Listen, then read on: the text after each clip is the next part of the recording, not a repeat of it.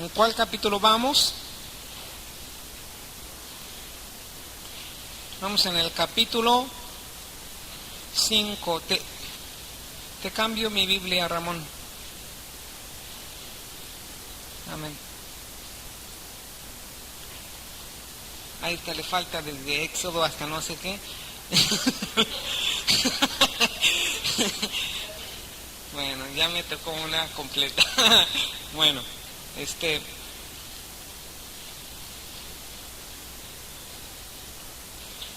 tenemos el libro del Apocalipsis, que está dividido en ¿cuántas visiones? En 15 visiones. Amén. Y tenemos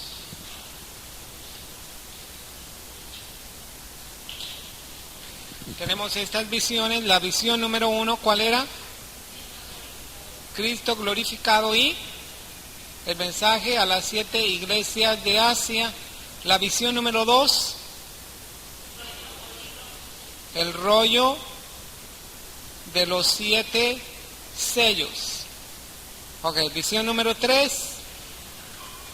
los 144,000 sellados. La visión número 4, ¿cuál es? La gran multitud, vestida de ropas blancas. Y la quinta visión, amén, las 7 trompetas.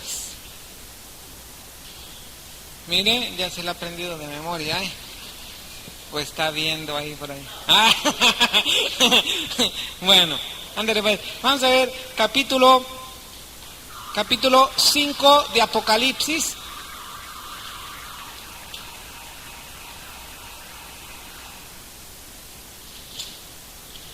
Capítulo 5 de Apocalipsis. ¿Lo tiene? Dice así: y vi en la mano derecha del que estaba sentado en el trono un libro escrito por dentro y por fuera, sellado con 7 sellos. Vi a un ángel fuerte que pregonaba a gran voz: ¿quién es digno de abrir el libro y de desatar sus sellos? Y ninguno, ni en el cielo, ni en la tierra, ni debajo de la tierra, podía abrir el libro ni aun mirarlo. Recuerde que este libro es el libro de la revelación, especialmente de lo que iba o va a suceder en los últimos días. Ahora, quiero decirle que los últimos días comenzaron. ¿Cuándo cree usted que comenzaron los últimos días? ¿Cuántos creen que estamos en los últimos días? Últimos días. ¿Y cuándo comenzaron los últimos días? ¿Cuándo? Amén. Yo creo, así como nuestra hermana, que los últimos días comenzaron en Pentecostés. ¿Por qué? Porque cuando recibieron el bautismo del Espíritu Santo, Pedro se puso en pie y recibió una revelación que lo que decía el profeta Joel era lo que les había ocurrido a ellos. Cuando todos pensaban, estos están locos, otros decían, están borrachos o están llenos de mosto, Pedro se puso en pie y dijo, no estamos borrachos como ustedes creen, porque apenas es la hora. ¿La hora qué? ¿La hora sexta o la hora novena? Dice, apenas es la hora, déjeme ver, eran como las 9 de la mañana. Yo pienso que era la hora tercera. A ver, vamos a ver. En el capítulo 2, ¿verdad? Capítulo 2. Aquí está. Dice, ¿por qué estos, verso 15? Amén. ¿Por qué estos no están ebrios como vosotros suponéis, puesto que es la hora tercera de qué? Del día? Y algunos dicen, bueno, ¿se acuerdan cuándo era la hora tercera del día? La hora tercera eran las 9 de la mañana, ¿verdad? La hora sexta eran las 12 del día, ya es PM, y la hora novena eran las 3 de la tarde. ¿Se acuerda que el Señor Jesucristo estuvo en la cruz y hubo tinieblas desde la hora sexta a la hora novena? Y cerca de la hora novena fue cuando el Señor Jesucristo clamó, Elí, Elí, lema sabactane, que quiere decir, Dios mío, ¿por qué me has desamparado? ¿Verdad? Entonces hay una cosa curiosa porque Pedro dice, no, estos no están ebrios como vosotros suponéis, puesto que es, ¿la qué?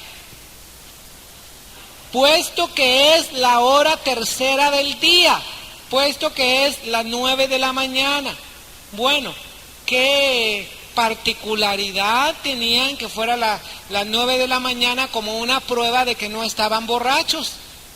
Porque yo conozco borrachos o conocía borrachos que desde la hora primera, segunda, tercera, no le importaba, ¿verdad?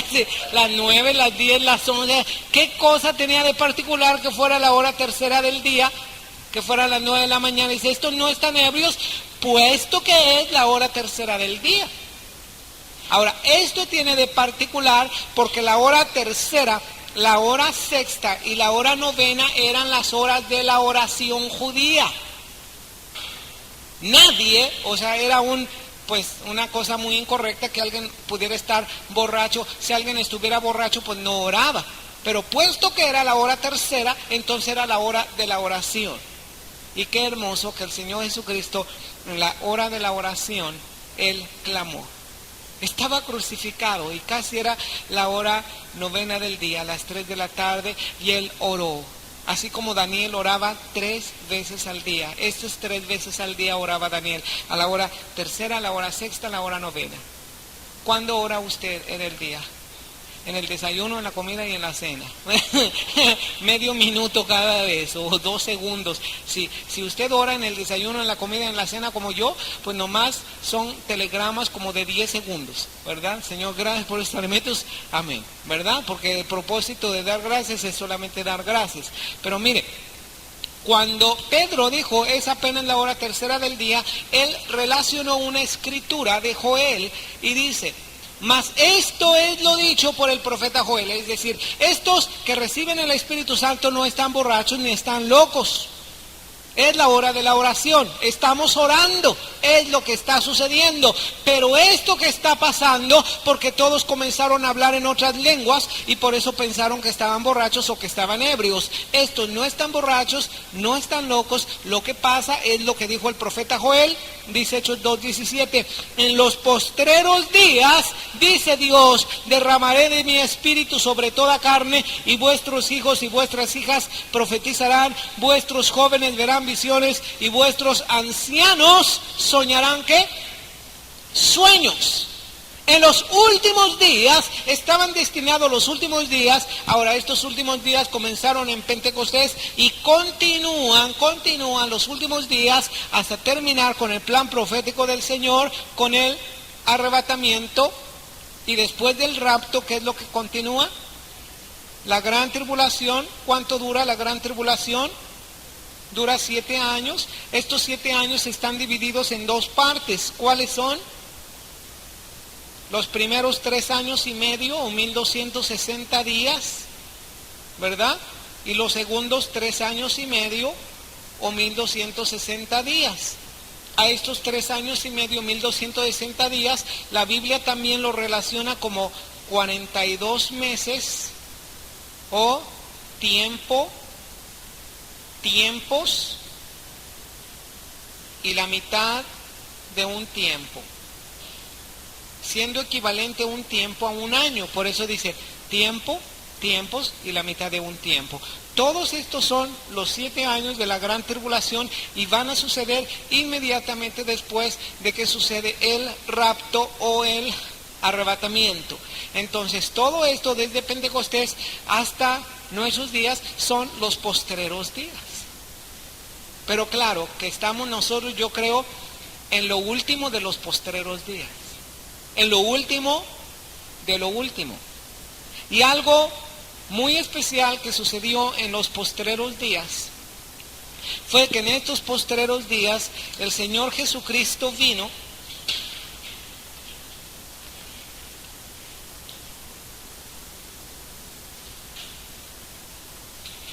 Amén. Déjeme buscar esta lámina. En los días, el Señor Jesucristo vino, murió en la cruz, ascendió a los cielos, se presentó delante del Padre y nosotros estamos viendo en el cielo un rollo o un libro sellado con 7 sellos. Nadie lo podía mirar, nadie lo podía abrir, nadie lo podía leer. ¿Por qué? Porque esta revelación para los últimos tiempos estaba sellada, estaba cerrada. Pero estaba profetizado que en los postreros días iba a haber una apertura de esa revelación del Señor, y por eso Joel dice, en los últimos días, dice Dios, derramaré de mi espíritu sobre toda carne, vuestros hijos y vuestras hijas profetizarán, vuestros ancianos soñarán sueños, vuestros jóvenes verán visiones, ¿verdad? Yo veo...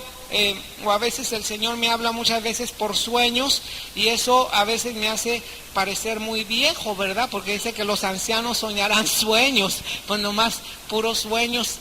Pero mire, en los postreros días el Señor da la revelación. Me estoy explicando, por esto esto es lo que sucede en los postreros días por causa del Espíritu Santo. Ahora, podemos tener esta revelación porque hubo alguien en los cielos que se presentó y nos dio la facultad de conocer este libro de la revelación. En el tiempo de Daniel, que fueron 600 años antes de Cristo, estuvo cerrado ese libro. Daniel no entendió la revelación de los postreros días y Daniel preguntó, ¿cuándo será esto? Y a Daniel se le dijo, anda Daniel, cierra ese libro, porque ese libro está cerrado y sellado hasta los tiempos del fin. Y estamos viviendo en los postreros días y nosotros estamos viviendo en los tiempos del fin. Amén. Los postreros días es todo esto, pero creo yo que estamos viviendo los últimos días. Amén. Ahora vamos a seguir adelante, dice Apocalipsis capítulo 5 así. Miré y vi en medio, versículo 2, vi a un ángel fuerte que pregonaba a gran voz, ¿quién es digno de abrir el libro y desatar sus sellos? Ninguno, ni en el cielo, ni en la tierra, ni debajo de la tierra, podría abrir el libro ni aún mirarlo. Y lloraba yo mucho, porque no se había hallado a ninguno digno de abrir el libro, ni de leerlo, ni de mirarlo. Y uno de los ancianos me dijo, no llores, he aquí que el león de la tribu de Judá, la raíz de David, ha vencido para abrir el libro y desatar sus ¿qué? 7 sellos. Mire, este libro tiene ¿cuántos sellos? ¿Dónde está el borrador? Si me consiguen un borrador o un trapo, por favor. Dice, ha vencido para abrir el libro y desatar sus ¿qué? Sus 7 sellos. Acuérdese que el número 7, el número perfecto, el número de plenitud, está perfectamente sellado. Y miré, vi en medio del trono y de los 4 seres vivientes, en medio de los ancianos, estaba en pie, ¿quién? Un cordero como inmolado, que tenía 7 cuernos y 7 ojos, los cuales son los 7 espíritus de Dios enviados, ¿por qué? Por toda la tierra. Recuerde que los 7 espíritus de Dios se refiere al Espíritu Santo. Es el número 7 porque es el número de Dios, de la perfección, y por eso dice los 7 espíritus de Dios. Pero no quiere decir que Dios tenga 7 espíritus, es el Espíritu Santo. Ahora, este cordero inmolado, ¿quién es? Jesucristo. Jesucristo tiene el Espíritu Santo, porque cuando Él comenzó su ministerio dijo, el Espíritu del Señor está sobre mí, por cuanto me ha ungido y me ha enviado a predicar buenas nuevas, etcétera, etcétera, etcétera. Entonces, ¿quién fue digno de abrir ese libro? El Señor Jesucristo. ¿Por qué? Porque ha vencido. ¿A quién ha vencido? A Satanás. A sus enemigos ha vencido. Él es vencedor. Amén. Y a nosotros nos ha hecho más que vencedores en el Señor Jesucristo. Dice así. Vino y tomó el libro de la mano derecha del que estaba sentado en el trono. Cuando hubo tomado el libro, los 4 seres vivientes, los 24 ancianos, se postraron delante del Cordero. Todos tenían arpas y copas de oro llenas de incienso, que son ¿qué? Las oraciones de los santos. ¿Sabes que el incienso celestial son las oraciones de los santos? ¿Cuántos se acuerdan cuando hace años, yo no sé si usted iba a alguna iglesia donde ponían un incensario y yo no entendía por qué hacían eso, nunca entendí por qué hacían eso, ¿verdad? En determinados momentos de este culto, ¿verdad? Tomaban el incensario y entonces esparcían el humo, ¿verdad? Y a veces yo pensaba, bueno, es que a lo mejor este niño, porque era un niño, ¿verdad? ¿Cómo se llama? Ya bueno, sí sabe muy bien, ¿verdad? El acólito o el monaguillo le esparcía el humo y a veces yo decía, bueno, a lo mejor es porque tiene medio mal olor el señor ¿verdad? O sea, cuando yo era niño así pensaba, pues no sé por qué le esparce el humo. Bueno, este humo es solamente un símbolo, era lo mismo que hacían los sacerdotes en el Antiguo Testamento. Nosotros ahora somos sacerdotes del Nuevo Testamento y tenemos que esparcir un incienso, no un incienso natural, porque ya no tiene caso esparcir este incienso natural. Pero ¿qué me dice del incienso espiritual? Esta habitación se tiene que llenar de incienso. El incienso del cielo son las oraciones de los santos. Dígame cuánto incienso usted ha enviado al cielo. ¿Cuánto incienso usted ha mandado al cielo? Porque es necesario que en el cielo haya ese incienso. Y mientras usted más ora, mientras usted más alaba al Señor y adora, hay más incienso. Y este incienso sirve para derramarlo en el Señor. Amén. Y lo vamos a ver más adelante, porque en estas oraciones de los santos, en este incienso, va a ser la clave para que el Señor derrame su ira sobre esta tierra, este incienso. Luego lo vamos a ver. Dice así: cantaban un nuevo cántico diciendo, digno eres de tomar el libro y de abrir sus sellos, porque tú fuiste inmolado, con tu sangre nos has redimido para Dios de todo linaje y lengua y pueblo y nación. Fíjese muy bien que los 24 ancianos estaban cantando este cántico. Y este cántico corresponde a la iglesia. La iglesia es la que está cantando, porque recuerde que los 24 ancianos están representando a toda la iglesia, la del Antiguo Testamento y la iglesia del Nuevo Testamento. 24 ancianos, ¿por qué? Porque fueron 12 patriarcas en el Antiguo Testamento y 12 apóstoles en el Nuevo Testamento. Son 24 por todos. Amén.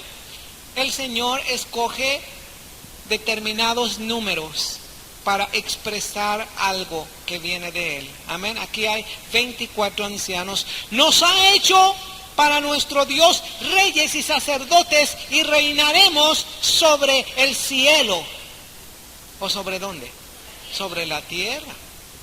¿Sabe que nosotros vamos a reinar, pero aquí, sobre la tierra? El que reina sobre el cielo, dígame quién es. Es Dios. Nosotros vamos a reinar, a gobernar aquí en la tierra. ¿Cómo cree usted? Alguien que me diga, hermano Julio, ¿cómo piensas que vamos a reinar sobre la tierra nosotros? Porque ¿cuántos creen que reinaremos sobre la tierra? Amén. De hecho, yo creo, para ayudarle un poco, yo creo que ya estamos reinando, pero cada vez tenemos que reinar más. ¿Cómo reinaremos?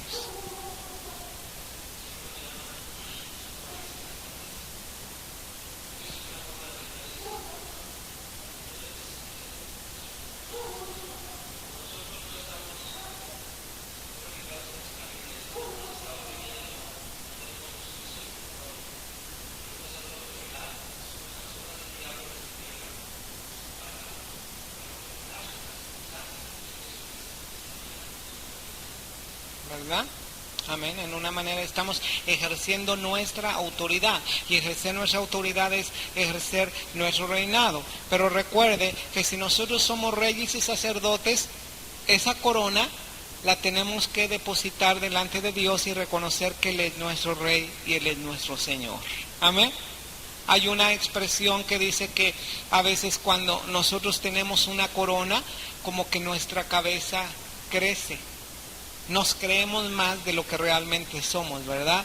Y dice un dicho, pues entre el ministerio, dice, entre más grande la cabeza, está más chica la corona, ¿verdad?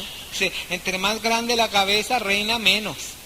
¿Por qué? Porque piensa que es mucho cuando se es poco. Entonces, ¿qué es lo que va a suceder? Mire, aquí nosotros estamos en la tierra, estamos implantando o debemos implantar, extender el reino de Dios.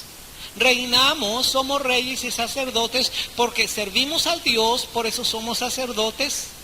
Llevamos a los hombres a Dios y a Dios a los hombres. Esta es la función de un sacerdote, es la función como de un puente.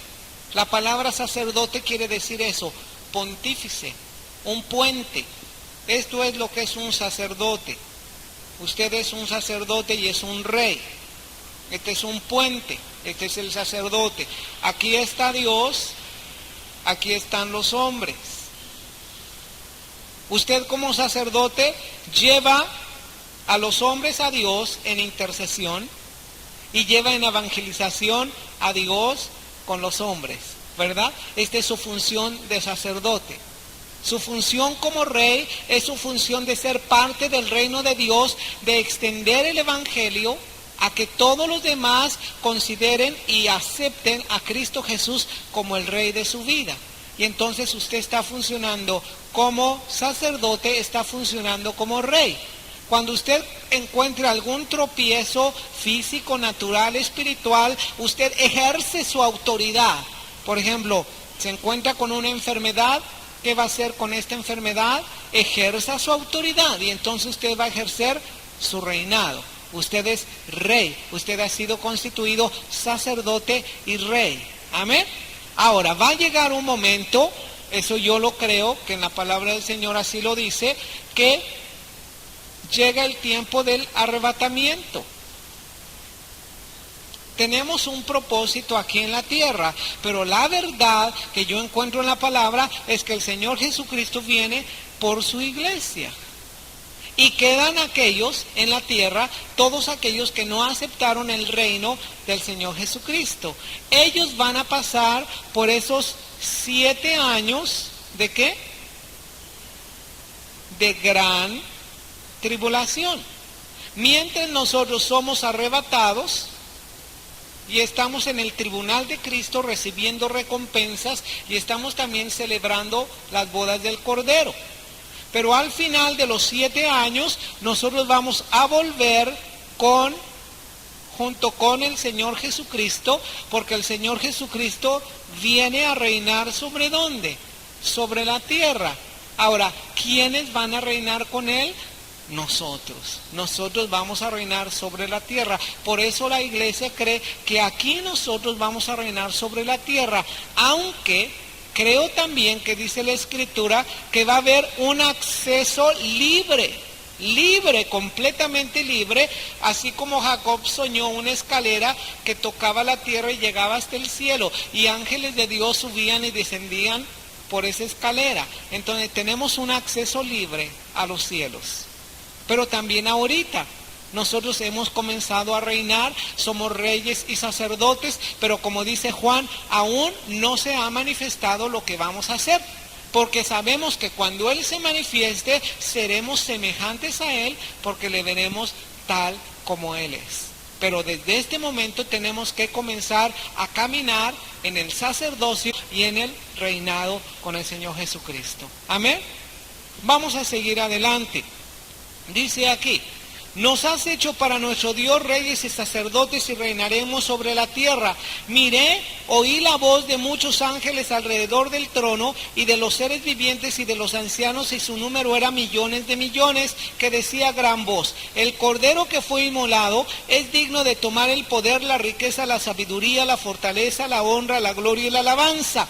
Y a todo lo que está creado en el cielo y sobre la tierra y debajo de la tierra y en el mar, y a todas las cosas que en ellos hay, oí decir: al que está sentado en el trono y al Cordero. ¿Quién está sentado en el trono? El Padre.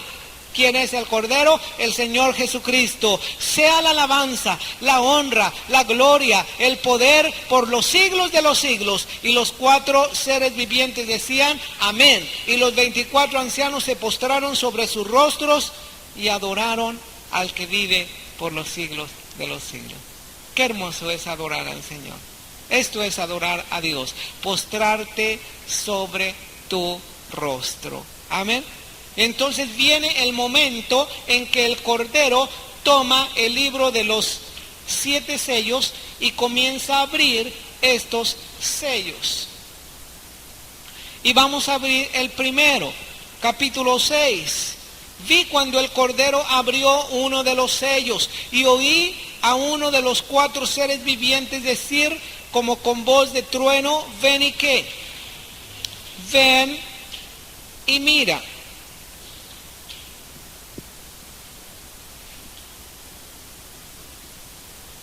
Amén. Ven y mira. ¿Quién es este jinete?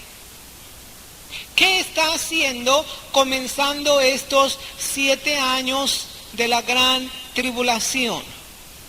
Miré, he aquí un caballo blanco, ¿verdad? Está medio negro por la sombra nada más, pero este es un caballo blanco. Miré un caballo blanco, el que lo montaba tenía un arco y le fue dada una corona, y salió venciendo y para vencer. ¿Quién es? Dice, Jesucristo. No, no es Jesucristo. Parece como que es un engaño, es una imitación de lo que es el Señor Jesucristo. Y alguien me dirá, bueno, ¿y por qué tiene una corona? Bueno, si tú quieres ver a otro jinete en otro caballo blanco, pon un separador en Apocalipsis 6 y vamos a Apocalipsis 19 y vamos a ver el versículo 11. Y vamos a ver la diferencia, tú vas a notar la diferencia entre el jinete del capítulo 6 y el jinete del capítulo 19. ¿Lo tienes? Entonces vi el cielo abierto. He aquí un caballo blanco, o sea, también es blanco este caballo. El que lo montaba se llamaba, ¿qué? Se llamaba Fiel y Verdadero, y con justicia juzga y pelea. Dime quién es él. Este es Jesucristo. Sus ojos eran como llama de fuego. Había en su cabeza, ¿qué? Muchas diademas. No había una sola corona, había muchas. La palabra diadema es corona, pero no tenía una corona, tenía muchas, porque el Señor Jesucristo es el vencedor de vencedores. Amén. Siempre es vencedor. Tenía un nombre escrito que ninguno conocía sino él mismo. Estaba vestido de una ropa teñida en sangre, y su nombre es el Verbo de Dios. ¿Quién es? Dice San Juan, en el principio era el Verbo, y el Verbo era con Dios, y el Verbo era Dios. Dios con D mayúscula, no como lo presentan los testigos de Jehová, que Jesucristo es un Dios con D minúscula, y así dice, y era un Dios con D minúscula. No, Jesucristo es Dios. Amén, es Dios. Los ejércitos celestiales, vestidos de lino finísimo, blanco y limpio, le seguían en caballos blancos.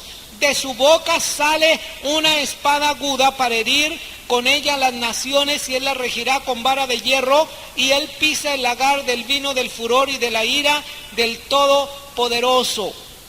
En su vestidura y en su muslo tenía escrito un nombre: Rey de Reyes y Señor de Señores. ¿Cuál es? Montó un burro. Uno, quién sabe cuál, pero fue uno, ¿verdad?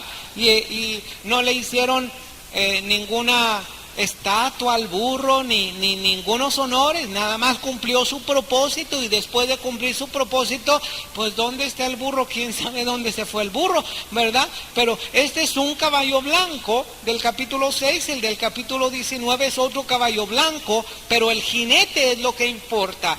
Dice que este jinete del capítulo 6 tiene una corona, Jesucristo tiene muchas coronas. Este jinete tiene un arco y una flecha. El arco y la flecha son símbolos de armas humanas, de armas del hombre, porque está utilizando su mano. Este arco está representando la fuerza humana, las armas carnales, las armas del hombre. Este personaje se llama Anticristo. Este personaje es el Anticristo. Este personaje no es el Señor Jesucristo. Pero cuando venga, va a venir en una manera tan engañosa que muchos de los que vivan en el tiempo de la gran tribulación, porque su tiempo es propiamente el tiempo de la gran tribulación, su manifestación más grande será en el tiempo de la gran tribulación. Aquí él se va a levantar como un líder a nivel mundial. Y lo van a ayudar a levantarse como un líder a nivel mundial. 10 naciones van a sostener el imperio de ese hombre. Y además otro personaje que se llama falso profeta lo van a levantar y todos lo van a reconocer como si fuera el Mesías. Deja decirte, incluso el pueblo judío que todavía no ha aceptado a Cristo Jesús como el Mesías, como el Señor. Cuando venga este hombre lleno de poder humano, como un guerrero, van a identificar a ese personaje como su Mesías.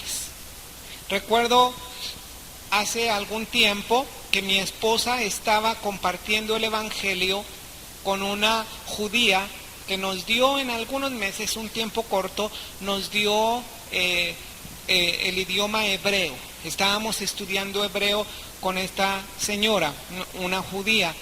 Y le estuvo compartiendo mi esposa acerca del Señor Jesucristo. Y le estuvo compartiendo mi esposa de los últimos días. Y le estuvo compartiendo mi esposa acerca del Anticristo, de cómo se iba a presentar el Anticristo. Y cuando se lo estaba describiendo a esta señora la detiene y le dice, pero Marilú, espérate. Ese que tú estás diciendo, ese es el Mesías que nosotros estamos esperando. ¿Cómo me puedes decir que ese es el Anticristo cuando ese es el Mesías que estamos esperando? Dice, no, el Mesías ya vino y se llama Jesús. Pero este que viene a engañar, porque hace su aparición haciendo un pacto de paz, dice Daniel, que hace un pacto de paz con los judíos por 7 años.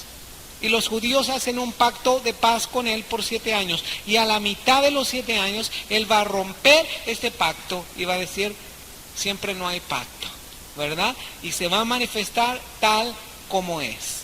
Bueno, vamos a seguir adelante. ¿En dónde vamos? En el versículo 2 dice, salió venciendo y para vencer. Explícame entonces, porque aquí es la mayor confusión. Pero este hombre sale venciendo y para vencer. Sí, pero dime durante cuánto tiempo se le ha dado permiso a ese hombre que la Biblia le llama la bestia. ¿Cuánto tiempo se le ha dado para vencer? ¿Cuánto tiempo? Bueno, principalmente 3 años y medio. Los últimos 3 años y medio es cuando el Anticristo vence a los santos. Así dice en Apocalipsis capítulo 13, abre tu Biblia en Apocalipsis capítulo 13, y cuando está narrando acerca de este personaje llamado Anticristo, dice algo muy especial. En el verso 7, lo tienes, vamos a leerlo en voz alta. Se le permitió hacer guerra contra los santos y vencerlos, y también se le dio autoridad sobre todo toda tribu, pueblo, lengua y nación. Por eso sale para vencer y seguir venciendo, pero tiene un término esta victoria de él. Esta victoria tiene un término. Al finalizar los 7 años de la gran tribulación, Cristo va a venir a reinar, a implantar su reino completamente aquí en la tierra, como dice Pablo a Filipenses, y toda rodilla se doblará y toda lengua confesará que Jesucristo es el Señor, para gloria de Dios Padre. ¿Sabes lo que va a hacer con el anticristo y con el falso profeta al final de los 7 años de la gran tribulación?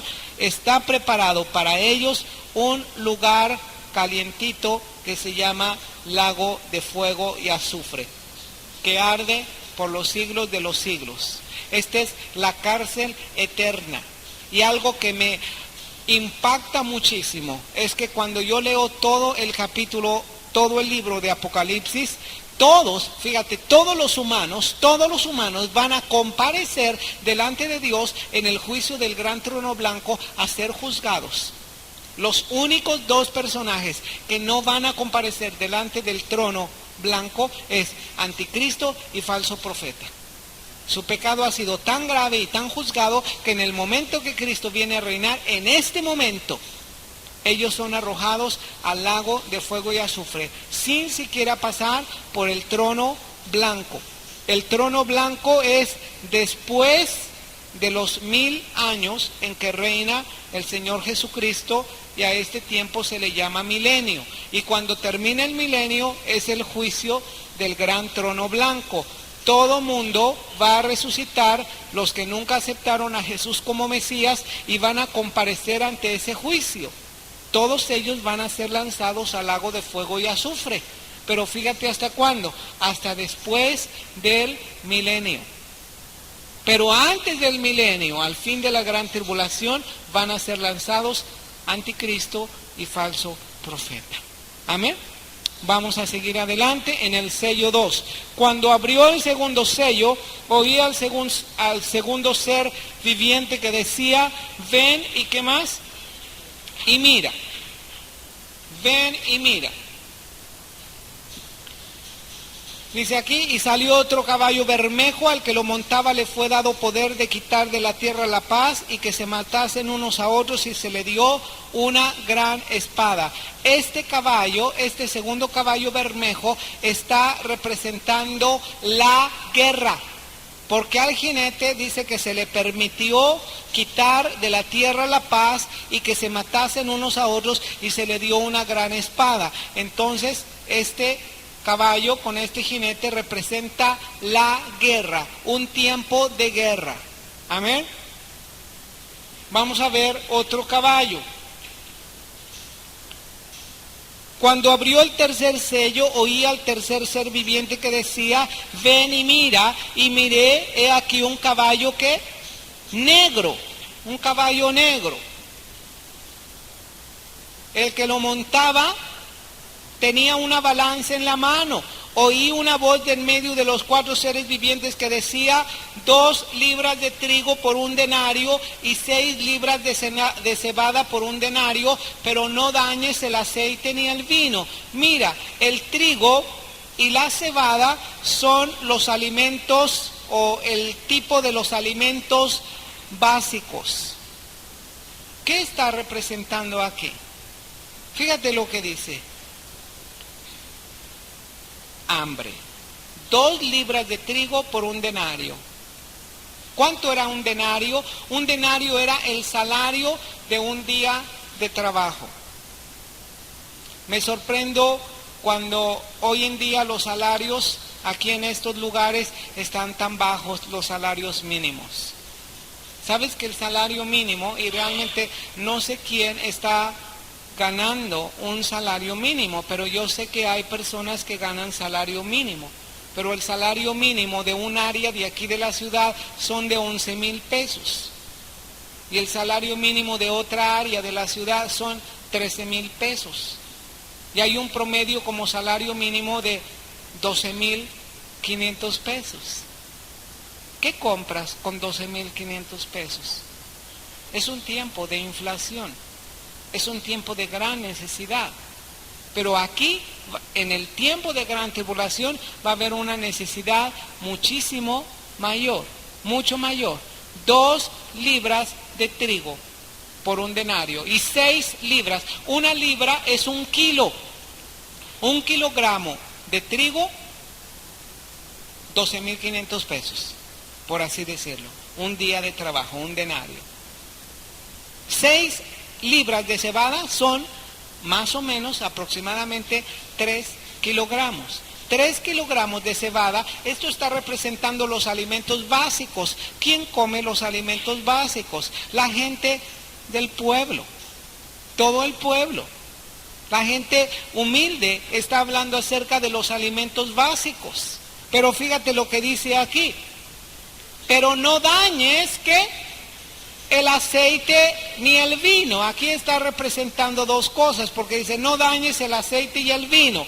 Bueno, el aceite y el vino no están incluidos dentro de los alimentos básicos, por lo menos en la palabra del Señor. Están incluidos dentro de los alimentos que tenían la mesa los ricos. Los ricos tenían en la mesa aceite y tenían en la mesa vino. Los pobres, cebada y trigo eran el alimento básico, pero aceite y vino eran para los que tenían más dinero. Y esto quiere decir que en el tiempo de la gran tribulación, por lo menos en el tiempo de hambre, ¿quiénes son los que van a sufrir? ¿Quiénes son los que más sufren en este tiempo de inflación? ¿Los ricos? No. Los ricos ahora están más ricos, ¿verdad? Tienen más dinero. No sé cómo, pero tienen más dinero. No tienen ninguna necesidad. Bueno, yo sé que hace años había algunos millonarios que se volvieron ricos. Antes eran millonarios y ahora nada más son ricos. Pero si son ricos, de todos modos no tienen las necesidades que tiene una persona humilde. Ahora, en el tiempo de gran tribulación, los pobres van a sufrir mucho, van a tener mucha necesidad. Pero los ricos no van a tener esa necesidad. Pero también está hablando de otra cosa. El aceite y el vino son parte de los elementos del pueblo de Dios. Porque el aceite representa la unción, el vino representa el gozo. Y esto quiere decir que va a haber una protección sobrenatural para todos aquellos que hayan aceptado al Señor Jesucristo. Amén. A pesar de todo, a pesar del hambre, a pesar de la carestía, a pesar de la necesidad, el Señor va a tener una provisión. Como dice el Salmo, recuerda el Salmo 34. Abra su Biblia en el Salmo 34, por favor. ¿Qué es lo que dice el Salmo 34? Dice así.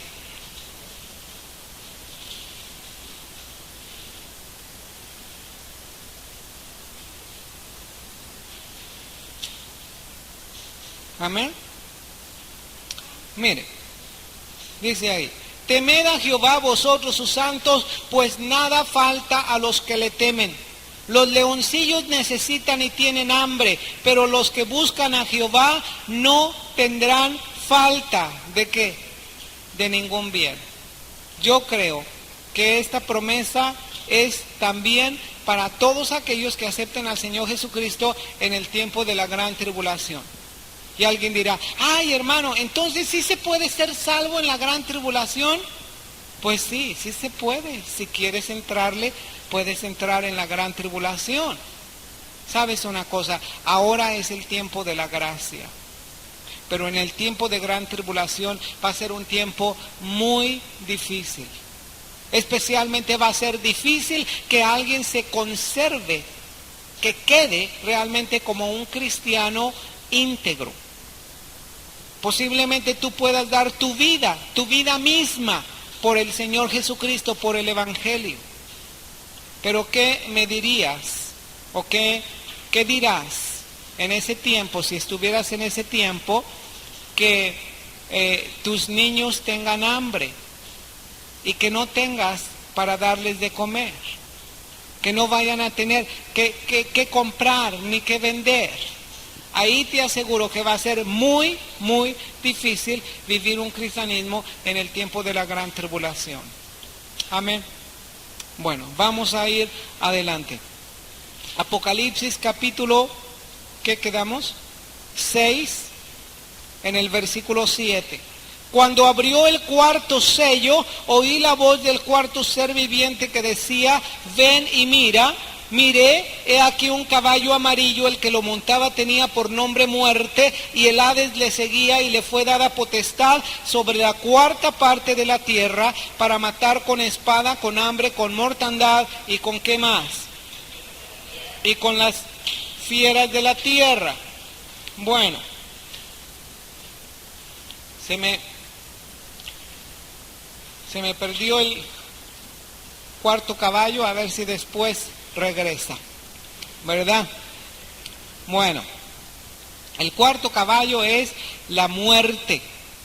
Está representando un tiempo de muerte. Dice que mata a la cuarta parte de la tierra, con guerra, ¿con qué más?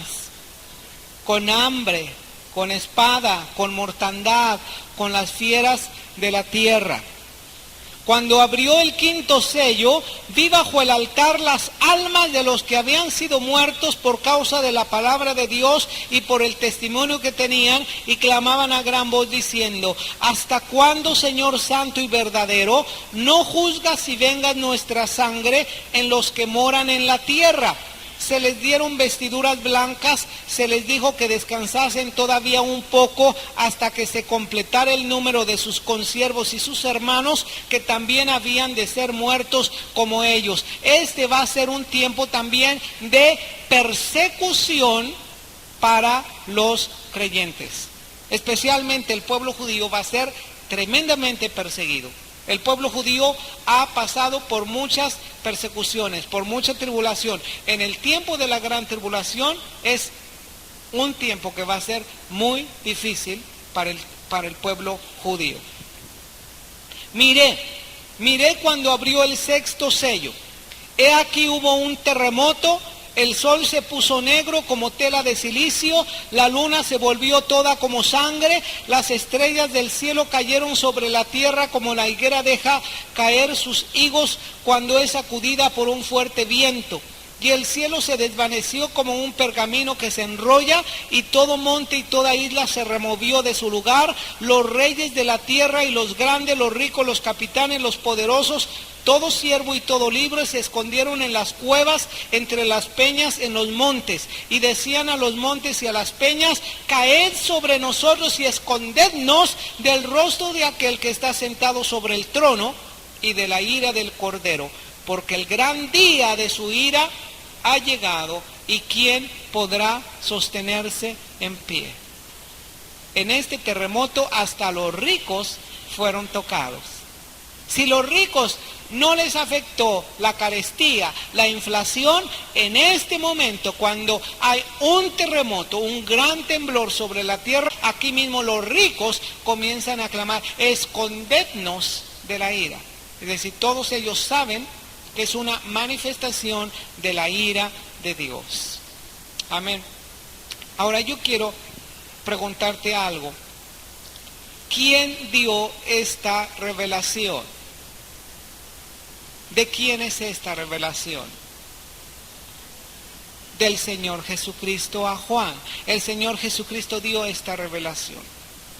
Ya sabía antes de morir el Señor Jesucristo lo que iba a acontecer en los últimos días.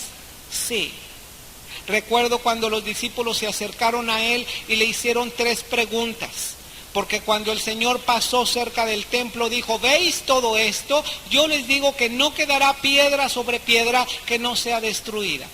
Y los discípulos se acercaron aparte y le dijeron: Señor, dinos cuándo serán estas cosas, es decir, la destrucción de Jerusalén.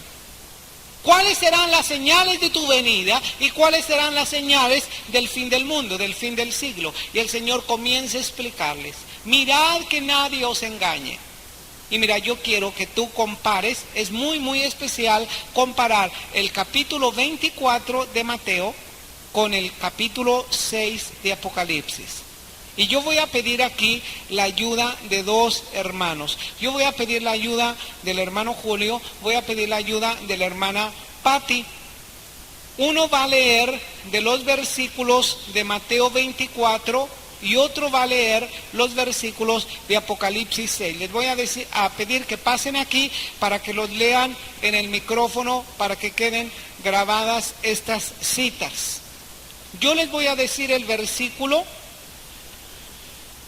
Por ejemplo, a Patti le va a tocar Mateo 24, que lea de Mateo 24. Y a Julio le va a tocar que lea de Apocalipsis capítulo 6. Y ustedes van a ver la relación que hay entre Mateo 24 y Apocalipsis capítulo 6. ¿Amén? Vamos a comenzar.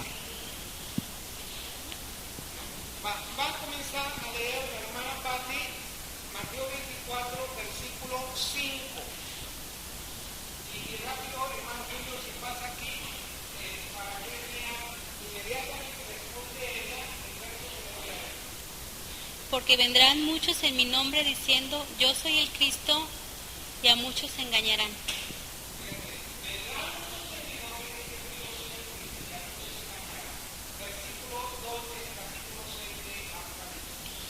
Y miré, y he aquí un caballo blanco, y el que estaba sentado encima de él tenía un arco, y le fue dada una corona, y salió victorioso, para que también venciese.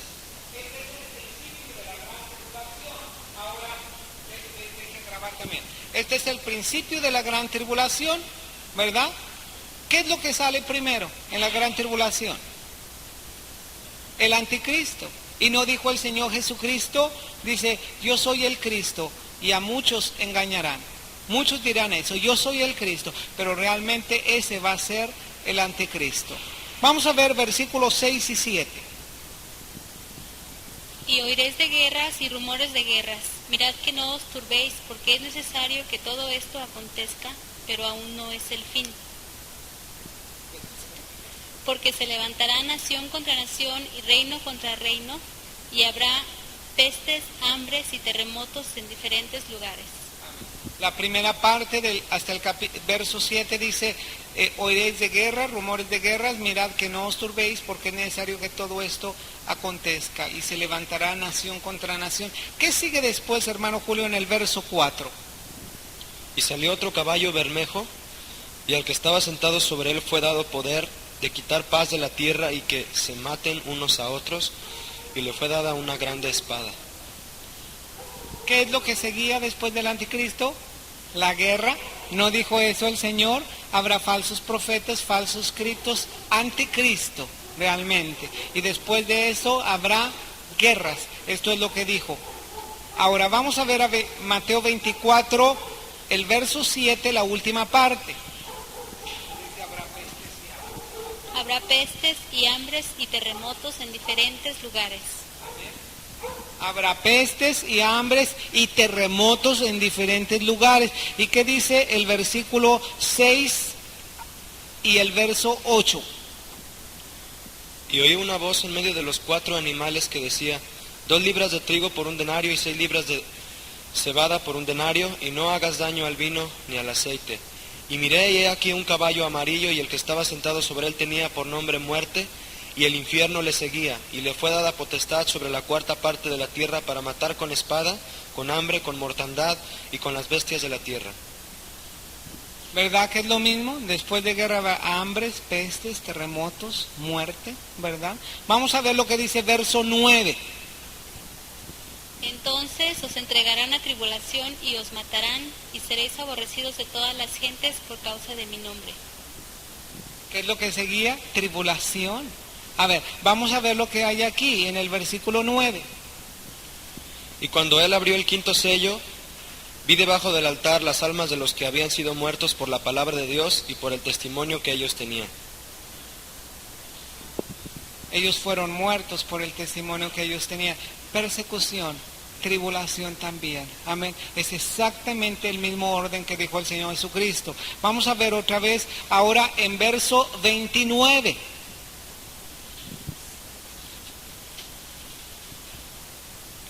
E inmediatamente después de la tribulación de aquellos días, el sol se oscurecerá y la luna no dará su resplandor, y las estrellas caerán del cielo, y las potencias de los cielos serán conmovidas. ¿Qué es lo que sigue después de esa tribulación? El sol se oscurecerá, la luna se volverá roja como sangre, las estrellas serán sacudidas. Ahora, ¿qué es lo que dice aquí en el verso 12? Y miré cuando él abrió el sexto sello, y he aquí fue hecho un gran terremoto, y el sol se puso negro como un saco de cilicio, y la luna se puso toda como de sangre. ¿Verdad que es lo mismo? Lo mismo de Mateo 24 es exactamente lo mismo de Apocalipsis capítulo 6. Apenas, hermanos, está hablando que se está entrando en la gran tribulación. No hemos llegado a ese tiempo de la gran tribulación, pero podemos ver los tiempos actuales que nos acercamos a un tiempo. Estas son las señales que habló el Señor Jesucristo. Pero antes de la gran tribulación va a haber el rapto. Amén. El rapto no es como para escapar de la responsabilidad que nosotros tenemos aquí en esta tierra. Nosotros tenemos una responsabilidad ahora aquí en esta tierra, ser sacerdotes y reyes del Dios Altísimo, ¿verdad? Pero no cuando se